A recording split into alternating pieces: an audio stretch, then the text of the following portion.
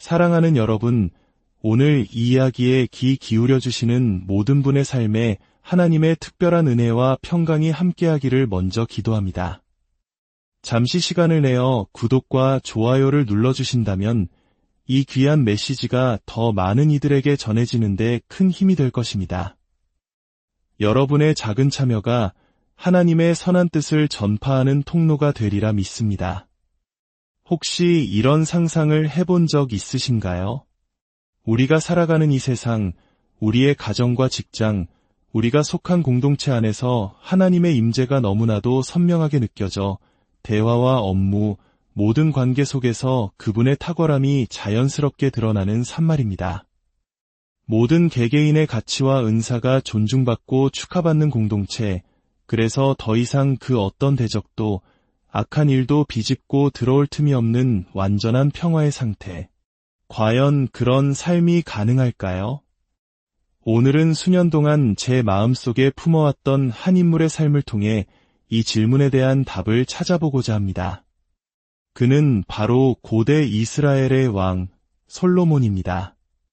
우리는 솔로몬의 삶을 통해 이 땅의 문화와 사회를 빚어가는데 하나님의 초자연적인 지혜가 얼마나 절대적으로 필요한지를 깊이 탐구하게 될 것입니다. 하나님께서는 인류에게 선한 영향을 미치기 위한 놀라운 전략을 가지고 계시며 그 전략의 심장부에는 바로 마음의 지혜가 자리 잡고 있습니다. 여러분도 잘 아시는 이야기일 겁니다. 어느 날 밤 하나님께서 꿈에 솔로몬에게 나타나 물으셨습니다. 내가 내게 무엇을 주기를 원하느냐?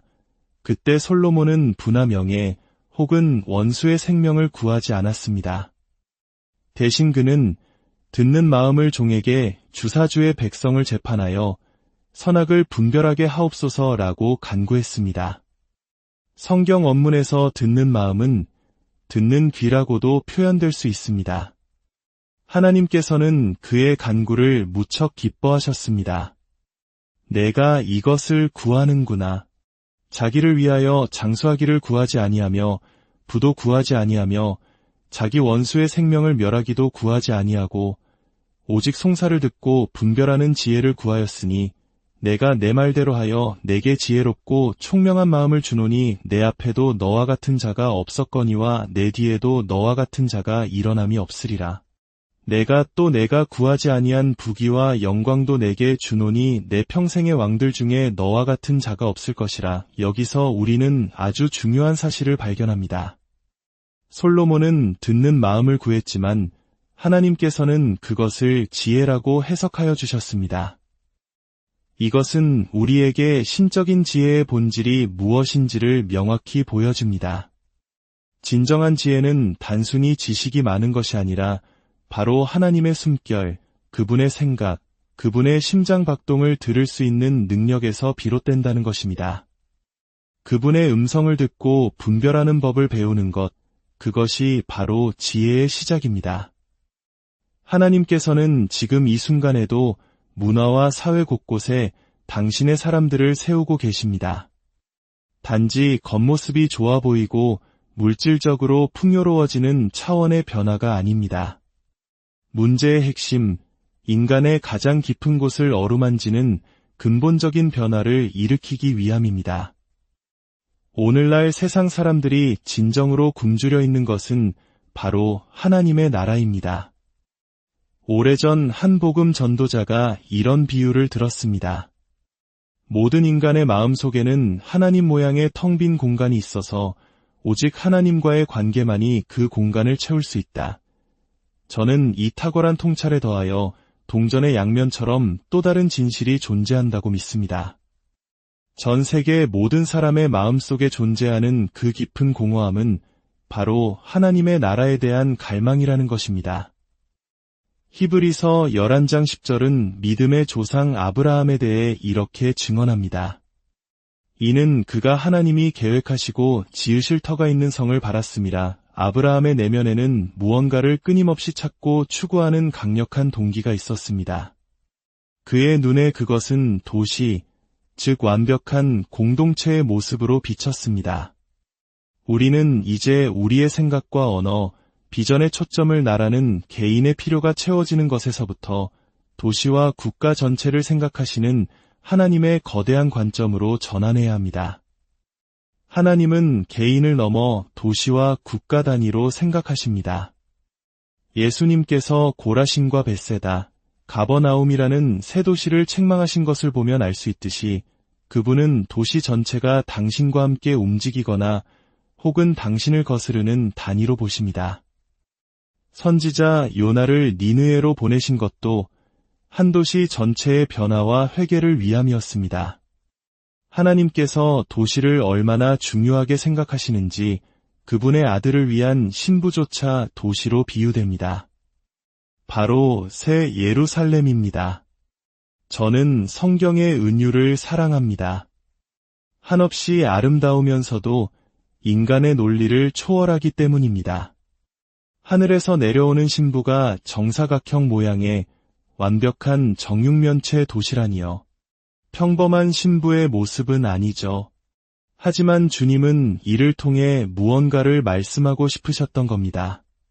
그 완벽한 구조는 무엇을 의미할까요? 저는 신적인 질서가 하나님과의 깊은 사랑, 그 친밀한 로맨스에서부터 비롯된다는 것을 보여준다고 믿습니다. 우리는 종종 인간적인 이성과 계산으로 완벽한 질서를 세우려 했습니다. 하지만 진정한 신적 질서는 하나님과의 친밀함, 그분께 온전히 굴복할 때 그분께서 펼쳐 보여주시는 계획과 목적 안에서 자연스럽게 세워집니다. 문제의 핵심으로 돌아가 봅시다. 하나님께서는 우리 안에 초자연적인 신적인 공동체 안에서 살고자 하는 깊은 갈망을 심어두셨습니다. 아브라함이 찾았던 하나님이 지으신 성은 바로 이 땅 위에 임하는 하나님 나라의 삶을 예표하는 것이었습니다. 이스라엘 백성이 이집트를 떠나 들어간 약속의 땅 가나안 역시 죽어서 가는 천국이 아니라 이 땅에서 살아가는 하나님 나라의 삶의 방식에 대한 예언적 그림이었습니다. 모든 것이 실용적이고 자연스럽게 돌아가면서도 그 모든 것 위에 하나님께서 왕으로 다스리시는 곳. 주님께서는 한 국가를 통해 당신의 왕국을 설명하셨습니다. 제가 이렇게 길게 설명하는 이유는 하나님 나라에 대한 우리의 시야를 넓히기 위함입니다. 하나님의 나라는 단지 나라는 한 개인을 만지시는 것, 내 몸이 치유받고 우리 가족이 잘되고 우리 교회가 부흥하는 것에만 머무르지 않습니다. 주님은 우리에게 복을 주셔서 그 복을 우리를 둘러싼 문화와 사회 전체에 흘려보내는 축복의 통로가 되도록 끊임없이 우리를 준비시키고 계십니다. 주님은 우리를 세 가지 독특한 방식으로 묘사하십니다. 첫째, 너희는 세상의 소금이다. 그리고 말씀하시죠. 소금이 만일 그 맛을 잃으면 무엇으로 짜게 하리요. 후에는 아무 쓸데없어 다만 밖에 버려져 사람에게 밟힐 뿐이니라.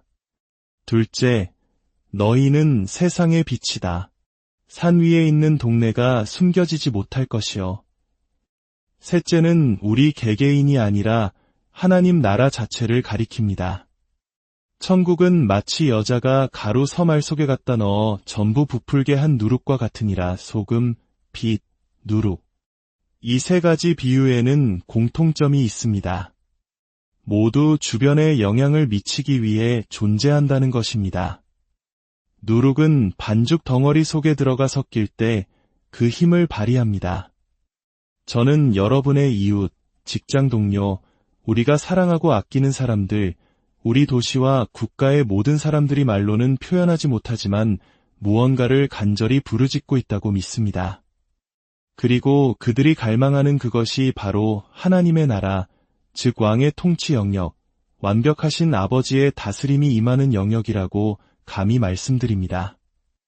예수님께서 하나님 나라에 대해 가르치실 때 그분은 능력으로 그것을 증명하셨습니다. 귀신이 쫓겨나가고 병든 자가 치유되며 모든 것이 제자리를 찾고 약탈하고 도둑질하는 압제자들에게 신적인 정의가 임했습니다. 이것이 하나님 나라의 능력의 영역입니다. 동시에 그분은 심령이 가난한 자는 복이 있나니 천국이 그들의 것임이요 라고 말씀하시며 팔복을 가르치셨습니다. 이것은 우리가 천국 시민의 태도, 그분의 세상이 작동하는 방식을 우리 안에 채울 수 있게 하는 내면의 가치들입니다. 애통하는 자는 복이 있나니 그들이 위로를 받을 것이며, 주님은 당신의 성품 한 조각을 떼어 우리에게 보여주시며 우리의 내면 세계를 어떻게 구축해야 하는지 가르쳐 주십니다. 이것이 하나님 나라의 지혜의 영역입니다. 하나님께서는 이처럼 능력의 영역과 지혜의 영역, 이 두 가지 차원에서 우리를 빚어가고 계십니다. 여기서 아주 놀라운 사실 하나를 발견하게 됩니다. 예수님께서 소금이 맛을 잃으면 이라고 말씀하셨을 때 맛을 잃다라는 단어의 원어적 의미를 깊이 파고들면 그것은 바로 어리석어지다라는 뜻을 가지고 있습니다. 소금이 어리석어지면 쓸모없게 된다는 것입니다. 그렇다면 어리석음의 반대는 무엇일까요? 바로 지혜입니다. 너희는 세상의 소금이다. 그러나 소금이 어리석어지면 이 말씀은 우리에게 무엇을 암시할까요? 그것은 바로 듣는 귀를 가진 하나님의 백성을 통해 그분의 지혜가 마치 소금처럼 문화와 사회 곳곳에 뿌려지는 삶의 방식이 있다는 것입니다. 우리는 사람들을 지배하고 군림하는 자가 아니라 능력 있는 섬기는 자로서 사회에 스며들어 우리 주변 사람들의 마음속 깊은 부르짖음에 대한 해답과 해결책을 제시할 수 있게 됩니다. 또한 주님은 너희는 세상의 빛이다. 산 위에 있는 동네가 숨겨지지 못할 것이요 라고 말씀하십니다. 이것은 무슨 뜻일까요? 내가 너희를 빛으로 만들었으니 사람들이 너희를 보고 너희에게 이끌려올 만한 위치에 너희를 둘 것이다. 라는 의미입니다. 제가 성경에서 가장 좋아하는 장 중 하나는 이사야 60장입니다. 일어나라 빛을 발하라. 이는 내 빛이 이르렀고 여호와의 영광이 내 위에 임하였음이니라. 보라 어둠이 땅을 덮을 것이며 캄캄함이 만민을 가리려니와 오직 여호와께서 내 위에 임하실 것이며 그의 영광이 내 위에 나타나리니 나라들은 내 빛으로 왕들은 비치는 내 광명으로 나아오리라. 하나님의 목적은 당신과 저를 빛으로 가득 채워 사람들이 우리에게로 나아오게 하는 위치에 두시는 것입니다. 물론 우리는 복음을 들고 세상 모든 곳으로 나아가야 합니다. 선교사를 파송하고 복음을 전파하는 것은 복음의 핵심적인 부분입니다. 하지만 복음에는 또 다른 측면이 있습니다. 바로 하나님께서 언덕 위에 세우신 도시처럼 우리의 삶 자체가 빛이 되어 왕들과 열방이 우리의 솟아나는 광채를 보고 나아오게 하는 것입니다. 다시 말해 우리의 빛이 사람들 앞에 비치게 하여 그들이 우리의 선한 행실을 보고 하늘에 계신 우리 아버지께 영광을 돌리게 하는 것입니다. 우리는 목마를 때 샘으로 갑니다. 샘이 우리에게 오지 않습니다. 우리는 열매를 따기 위해 정원으로 갑니다. 정원이 우리에게 오지 않습니다. 하나님께서는 당신의 본성을 우리 안에 심으시고 우리를 문화와 사회의 전략적인 위치에 두셔서 사람들이 삶의 폭풍 속에서 피난처를 찾고 해결책과 답을 얻기 위해 우리에게로 찾아오게 하십니다. 솔로몬이 그 초자연적인 지혜의 선물로 창조해낸 것은 바로 이것이었습니다. 그는 이전에도 이후에도 결코 이룰 수 없었던 수준으로 도시 공동체의 삶을 번성시키는 환경을 만들어냈습니다. 열왕기상 4장과 5장의 몇 구절을 통해 당시의 모습을 잠시 엿보겠습니다. 4장 20절입니다. 유다와 이스라엘의 인구가 바닷가에 모래같이 많게 됨에 먹고 마시며 즐거워하였으며 당시 자녀를 많이 낳는 것은 하나님의 특별한 은총의 표시였습니다. 그 많은 자녀들을 먹이고 부양할 수 있다는 것 자체가 엄청난 번영의 증거였습니다. 24절은 이렇게 기록합니다. 솔로몬이 그 강 건너편을 팁사에서부터 가사까지 모두 강 건너편의 모든 왕을 다스림으로 그가 사방에 둘린 민족과 평화를 누렸으니 29절에는 하나님이 솔로몬에게 지혜와 총명을 심히 많이 주시고 또 넓은 마음을 주시되 바닷가의 모래같이 하시니라고 되어 있습니다. 여기서 넓은 마음에 주목해 보십시오. 혹시 여러분 가운데 예전에는 전혀 관심 없던 일들에 마음이 움직이고 더 넓은 세상을 품게 되는 경험을 하고 계신 분이 있나요? 그것은 주님께서 여러분에게 넓은 마음을 주고 계시다는 증거입니다. 그리고 34절은 이 모든 것의 절정을 보여줍니다. 이에 모든 민족 중에서 솔로몬의 지혜의 소문을 들은 천하 모든 왕들 중에서 사람들이 와서 솔로몬의 지혜를 들었더라. 여러분, 여기에 무언가 특별한 것이 있습니다. 신약 시대에 와서 이 지혜는 바로 예수 그리스도 인격 자체를 의미하게 됩니다. 주님께서는 당신의 백성에게 이 지혜, 즉 듣는 귀를 연결시켜 주심으로써 우리가 어떤 환경에 처하든지 놀랍도록 효과적인 삶을 살게 하십니다. 우리는 사실 우리의 능력을 넘어서는 벅찬 상황에 처했을 때 최고의 역량을 발휘합니다. 우리가 모든 것을 이해하고 통제할 수 있는 환경에서는 인간적인 이성에 의존하려는 유혹을 받기 쉽습니다. 하지만 우리의 한계를 뛰어넘는 상황에 직면할 때 우리는 자동적으로 주님의 음성을 듣는 귀에 의존하게 됩니다. 주님은 지금 우리를 누룩처럼 반죽 덩어리 속으로 밀어넣고 계십니다. 문화와 사회의 모든 영역에 우리가 고르게 뿌려지도록 하기 위함입니다. 누룩이든 반죽을 따뜻한 곳에 두면 열기가 효모를 활성화시켜 반죽 전체가 부풀어 오릅니다. 지금 이 시대에는 우리 안에 있는 누룩, 즉 하나님 나라의 지혜를 활성화시키는 뜨거운 열기가 있습니다. 주님께서는 당신과 제 안에 하나님 나라를 심고 계십니다. 삶을 위한 지혜를 주고 계십니다. 최근에 잠언서에 대해 묵상하다가 또 하나의 놀라운 사실을 발견했습니다. 잠언이라는 단어에는 우리가 흔히 아는 격언이나 수수께끼라는 뜻 외에 또 다른 의미가 숨겨져 있었습니다. 그것은 바로 다스리다, 통치하다라는 뜻입니다. 로마서 5장 17절은 이렇게 선포합니다. 더욱 은혜와 의의 선물을 넘치게 받는 자들은 한 분 예수 그리스도를 통하여 생명 안에서 왕 노릇하리로다. 생명 안에서 왕 노릇한다. 생각해 보십시오. 지혜는 무엇을 위한 것일까요? 우리에게 삶의 모든 순간에 대한 구체적인 지침을 주시는 그 음성은 무엇을 위한 것일까요? 그것은 바로 주님께서 생명 안에서 왕 노릇하는 사람들을 일으키시기 위함입니다. 세상에는 어떻게 살아야 할지 모르는 가정들이 너무나 많습니다. 그들은 진심으로 서로 사랑하고 화목하게 지내고 싶어 하지만 갈등을 해결하는 법을 모릅니다.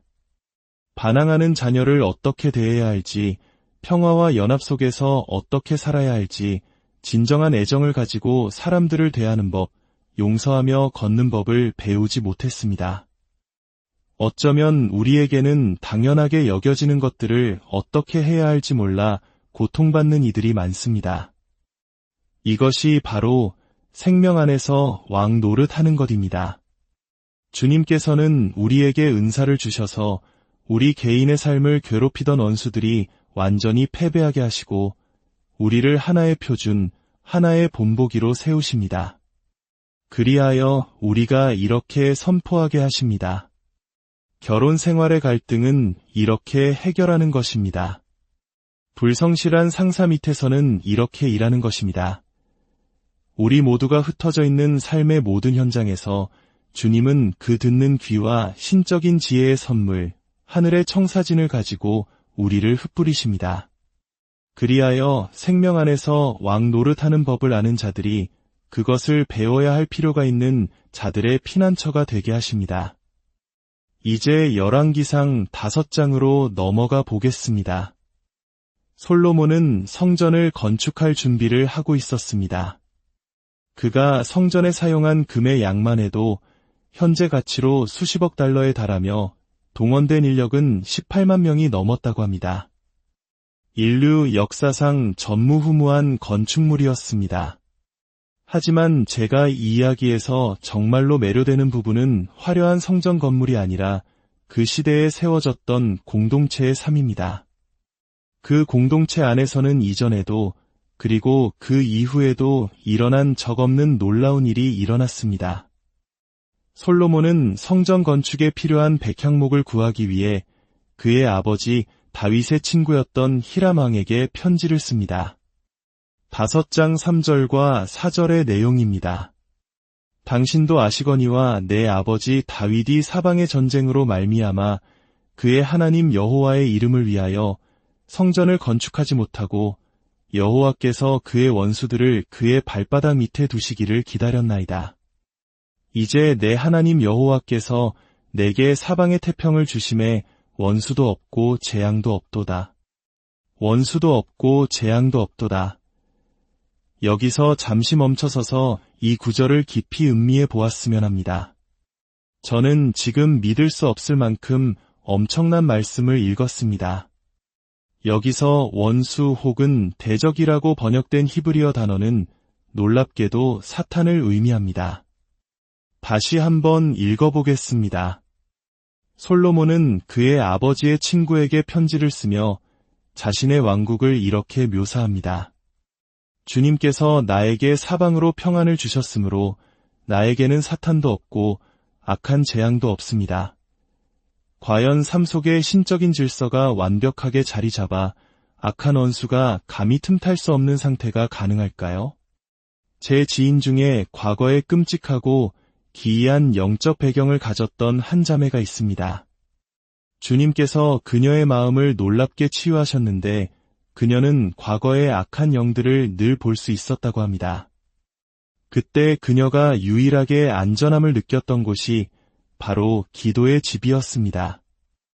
악한 영들이 기도하는 사람들 주변에는 접근할 수 없었기 때문입니다.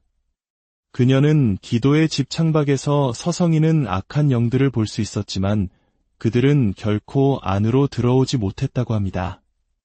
기도의 집이 그녀의 안전한 피난처였던 것입니다. 그렇다면 한 사람의 기도 공간이 아니라 우리가 살아가는 공동체 전체가 도시 전체가 악한 영이 침범할 수 없는 거룩한 피난처가 되는 것이 가능할까요? 우리의 대화, 업무, 모든 삶의 방식 속에 하나님의 임재가 깊이 스며들어 모든 개인과 은사가 존중받는 공동체를 이룸으로써 그 어떤 대적도 사탄도 발붙일 곳이 없는 삶을 사는 것이 가능할까요? 이것이 극단적인 생각처럼 들릴 수도 있습니다.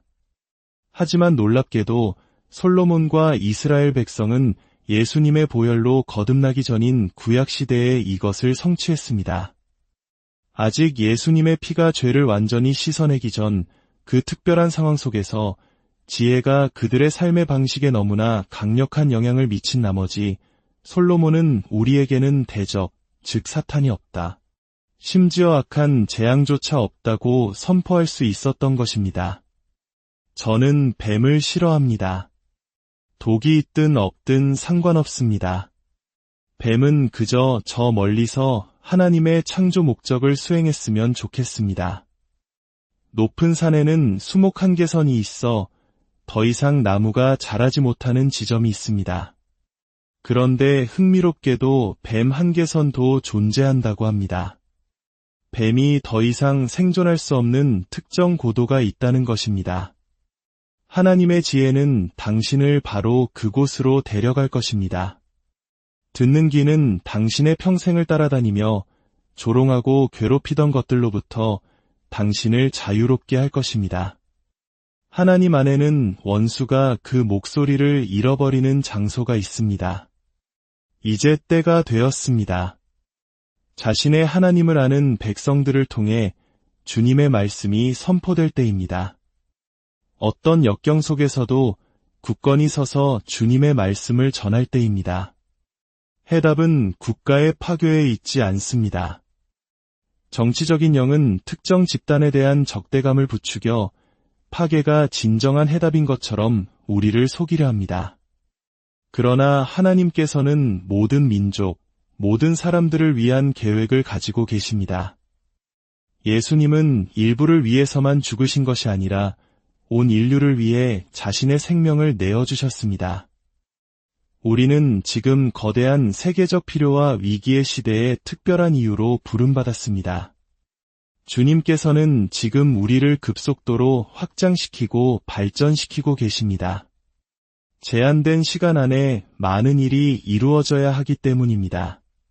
주님은 우리를 소금처럼, 빛처럼, 누룩처럼 세상 시스템 속에 흩뿌리고 계십니다. 예수님께서 소금을 보존제가 아니라 맛을 내는 것의 맥락에서 말씀하셨다는 점을 기억해야 합니다. 당신의 삶은 공동체와 문화, 당신이 일하는 곳에 맛을 더하기 위해 존재합니다. 당신 안에 거하시는 영광의 왕으로 인해 당신 자신이 생명을 주는 격려의 샘이 되어 당신의 영향력 아래 있는 모든 것에 선한 영향을 미치게 될 것입니다. 구약시대에 성취되었던 것보다 더 높은 수준의 것을 신약시대에 이루지 못한다면 그것은 복음에 대한 모욕이 될 것입니다. 더 열등한 언약인 구약이 더 우월한 축복을 제공해서는 안 되지 않겠습니까? 저는 수십 년간 이 비전을 꿈꿔왔습니다. 마음으로 보고, 느끼고, 심지어 냄새 맡고 맛볼 수 있었지만 현실에서는 가리킬 곳이 없었습니다. 하지만 지난 몇 년 동안 저는 마침내 사람 손바닥만 한 작은 구름을 보기 시작했습니다. 문화와 사회가 변하고 여러분이 이 열정과 임재와 능력으로 뿌려지는 것을 봅니다. 주님께서 당신과 나의 삶을 도시의 영향력 있는 자리에 두시는 것을 봅니다. 그것은 군림하기 위함이 아니라 섬기기 위함입니다. 저는 제가 기억하는 한 오랫동안 부르짖어왔던 것들의 형태가 이제야 구체화되는 것을 보고 있습니다. 다윗의 아들이었던 솔로몬에게 임했던 바로 그 지혜가 이제 예수 그리스도를 통해 우리에게 주어졌습니다. 그는 하나님으로부터 듣고 그 들은 것을 문화와 사회에 실행하여 그 장소 전체를 변화시켰습니다. 하나님께서는 이제 우리에게 이 땅의 도시들을 변화시키도록 맡기셨습니다. 저는 하늘에서 구름이 형성되는 것을 봅니다. 비록 우리가 기도해온 거대한 소나기는 아닐지라도 그것은 분명 사람 손바닥만 한 구름입니다. 이제 피할 곳을 찾아야 할 때입니다. 왜냐하면 하나님께서 이 땅에 놀라운 일을 행하시려 하기 때문입니다. 하나님께서는 당신께 온전히 속할 한 도시를 찾고 계십니다. 그 한 도시를 얻으시면 그것이 도미노 효과처럼 온 나라로 퍼져나갈 것입니다.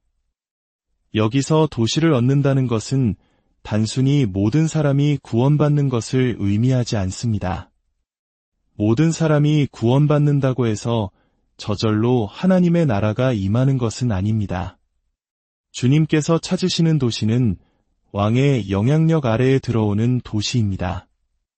완벽한 아버지이신 왕, 우리가 상상할 수 있는 것보다 훨씬 더 극진한 사랑과 자비로 사람들을 대하시는 왕의 통치 아래 들어오는 도시입니다. 비밀리에 이렇게 부르짖는 사람들을 통해 주님께서는 이 땅에 무언가를 심고 계십니다. 하나님, 제 마음에 신적인 지혜를 부어주소서. 제가 생명의 샘이 되게 하소서. 사람들이 피난처를 찾아 달려오는 도시의 일부가 되게 하소서.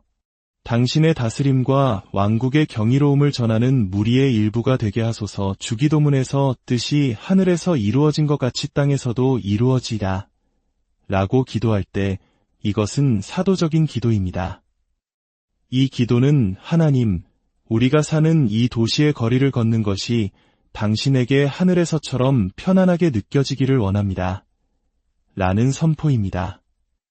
이것이 바로 하나님께서 우리에게 주신 사명입니다. 아버지 하나님, 이 전염성 강한 신적인 지혜가 여기 있는 모든 이의 마음을 사로잡게 하옵소서. 다른 어떤 것에도 만족할 수 없도록 우리를 망가뜨려 주옵소서. 우리 도시와 국가를 향한 희망에 감염되게 하소서. 단지 꿈이 아니라 변화된 도시들을 통해 이 땅의 보물을 당신께 드릴 수 있도록 도시의 변화를 향한 마음에 열정적인 부르짖음을 주옵소서. 사랑하는 여러분, 예수님의 이름으로 나아가 사도적인 기도를 드리며 이 땅에 변화를 가져오는 자들이 되십시오. 여러분이 서 있는 바로 그곳이 뱀 한계선 위의 고지가 되기를, 사탄이 틈타지 못하는 거룩한 땅이 되기를, 열방이 여러분의 빛을 보고 나아오는 언덕 위의 도시가 되기를 예수님의 이름으로 축복하고